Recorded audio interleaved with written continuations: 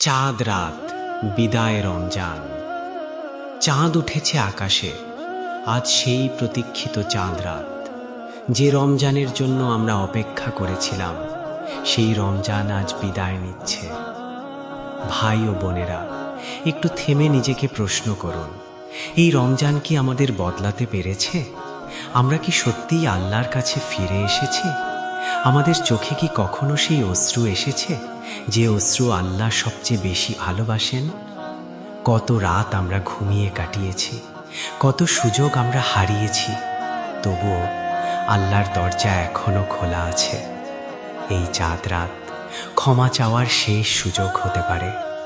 আসুন, আজকের এই রাতে আমরা সিজদায় পড়ে যাই, নিজের সব গুনাহের জন্য কাঁদি, আল্লাহর কাছে মাফ চাই।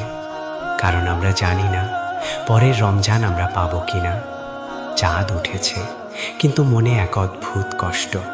রমজান চলে যাচ্ছে, আর আমরা জানি না আল্লাহ আমাদেরকে ক্ষমা করেছেন কিনা।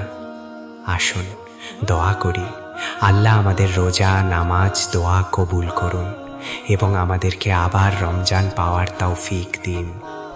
আমিন।